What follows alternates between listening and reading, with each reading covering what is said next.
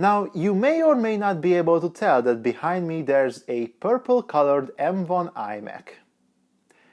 But if you can't tell, I'm telling you, there is one. And I'm making a video on it right now. But before I could tell you anything about it, let me give a warm welcome to everyone who stumbled upon my channel.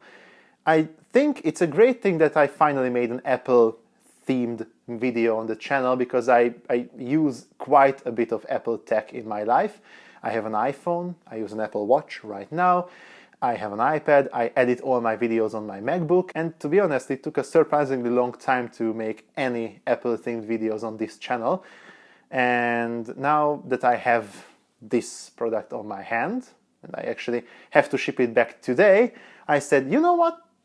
I'm making a video on it right now. And I sat down, and here we are. So, let me talk you through what I think about this computer. Now, first things first, let me talk about the colors, because you can get the new iMac in six different colors. These are green, yellow, orange, red, purple, and blue, which are the colors of the old Think Different rainbow-colored Apple logo. And of course, if you don't like this colorful stuff, you can get it in silver as well. But who would get it in silver?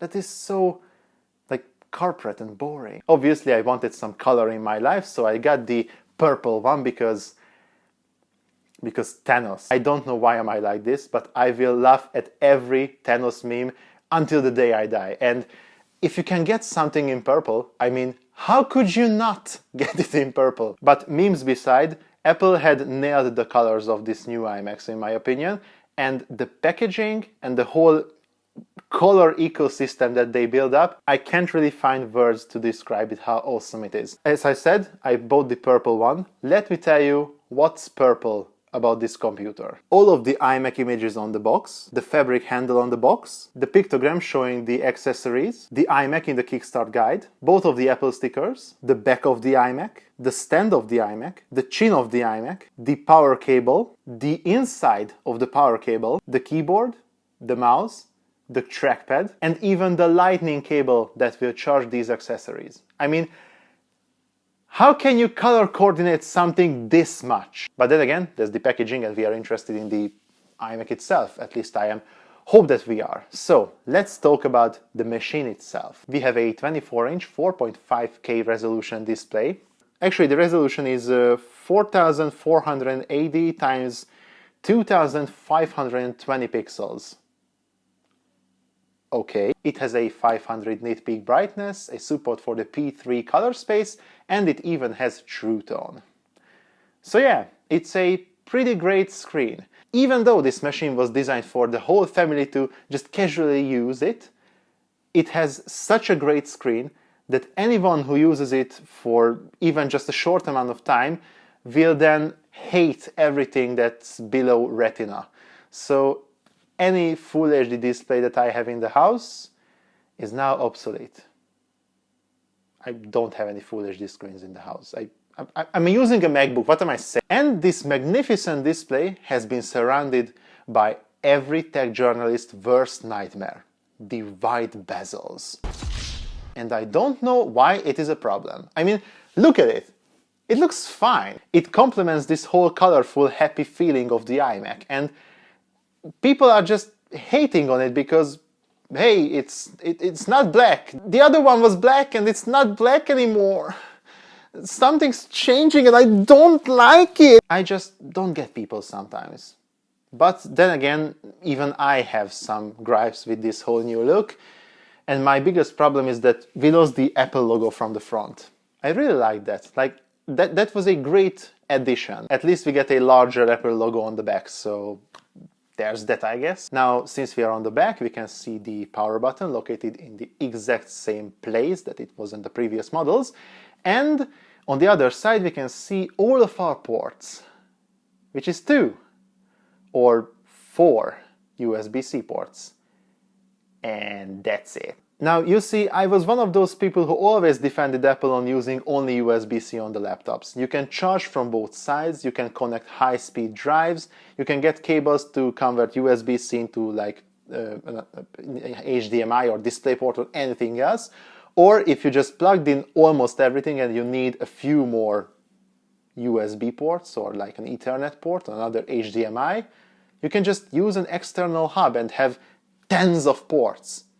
And I really like that idea. But that was on laptops. And this is a desktop. And if you think back, the iMac was one of the more port-rich computers. I think the iMacs had the most amount of ports out of every consumer Mac that was ever sold. And now we get 2 Thunderbolt ports, 2 USB-C ports, and that's it. I mean, that's just crazy. If you pay for the expensive model, you'll get 2 more USB ports. And actually, you'll get an Ethernet port on the external power supply if you buy the expensive model. You can configure the base model as well, but that's not a base feature for some reason. And first of all, I really like the Ethernet port on the power brick. I hope this comes to the MacBooks because that's just sick. And the other thing is, I was thinking about why did they just switch off every other port other than USB-C. Then I found out that they've moved the jack to the left side of the screen because the jack is like too deep. A normal USB port should be too deep as well, and then HDMI and so on. So I can see why they dished everything. But then again, I can't, because why did you have to do this? Did you have to make this so Razer thing that you cannot put any normal ports on the display? They didn't have to, they just did, because why not, I guess. But then again, we shouldn't really argue about this because it's out, you can buy it, they won't change it because we are like crying about it. And to be perfectly honest, I've used this for 2 weeks. The only time I've connected anything to it is when I was importing footage to cut the original iMac review that I've made on this iMac. And that was the only time that I just plugged in anything. I realized that I don't really plug in anything into my computers anymore. Like, I have wireless peripherals, I use the built-in speaker, I use the built-in webcam. I don't need ports. But that's just me. Maybe you need it and maybe you are angry because Apple just swept away almost all of them. And you are rightfully angry, in my opinion. Now, if we just take a look at the underside of the computer, and I mean the underside of the chin, you'll see a bunch of tiny dots. These tiny holes are letting air in for the cooling system and letting the sound out of the speaker system. These speakers are truly phenomenal, at least for this size of computer. And in my opinion, they achieved something truly fantastic. But then again, they said that this was the best speaker system in any Mac ever. And that's just not true. I mean, the iMac Pro was way better. I rest my case. They said something, I say something that's contradicting them. Who would you believe? The big evil megacorporation, or one long-haired boy? Now, in terms of cooling, we'll have to talk about the base model and the more expensive models. Because the base model has a 7-core GPU instead of 8 in the expensive models, and it has only 1 cooling fan instead of 2. For some reason. I've tested both models and they usually sound the same in terms of cooling, but if you push them to their limits, the base model can be a bit louder. And then again, at the same time, a bit hotter. For some reason, they've decided that this was a good idea. I don't know why. Apple, can you elaborate on that? Now that we are talking about the performance, the M1 is just fantastic in my opinion, but we've seen this same performance in the M1 MacBook Air, the M1 MacBook Pro, the M1 Mac Mini. This is the same amount of computing power. This will be enough, in my opinion, for like 7 or 8 years for a normal person who doesn't really work on the computer, they just have a computer. But if you would like to just start working on this one, now that can be a problem in my opinion. The M1 is really capable in many areas, but you have to choose the right amount of RAM and the right workflows for it to be like the perfect machine. If you attempt to work on it in any meaningful way, get the 16 gigs of RAM model because you'll need it, trust me. This is the 8 gig model. I've tried to cut my videos on it and it literally cannot load in the sound. So I'm cutting a mute track. You cannot cut video without sound. That's something that you need. And besides that, I'm working with 4K footage here with multiple 4K clips on top of each other, and this machine didn't really like that. And I have to say that I didn't really enjoy editing on this as much as I enjoy editing on my 16-inch MacBook Pro. Saying that, I have to say that this computer costs almost a third that my MacBook costed back then, and the experience is not 3 times worse. It's like 80% there. That hurts a bit. So what I'm trying to say is that I am cool with this performance. Things I didn't talk about: the quality of the webcam and the microphones. It's fine. I think most of the people would like this as their main conference machine, because the sound is great, the video feed is great. What more you need? And I didn't talk about the charging port, or I shouldn't say charging port, it's not a laptop, the power input port dock something. It's a magnetic connector and it connects really satisfyingly, in my opinion. It has that click to it that you just love.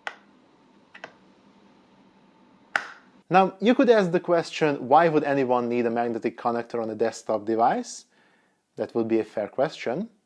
But in my opinion, this is so light and so easily transportable that it's a good idea to have a easily removable cable that won't wear out, because it's magnetic. There's nothing to wear out. Then again, you won't have to worry about accidentally just pulling it out, because it's really strongly in there. So you really have to yank it in order to pull it out of the computer.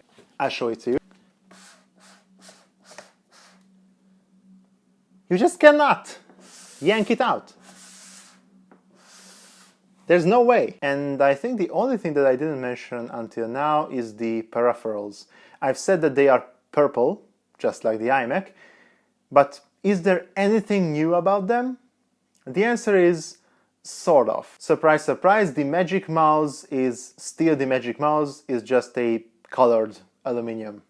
And that's the new thing about it. The Magic Trackpad has been rounded down a bit compared to the previous generation, and it got a matte base instead of a glossy one. I don't know why it was glossy, but now it's matte, and I think it's a better idea.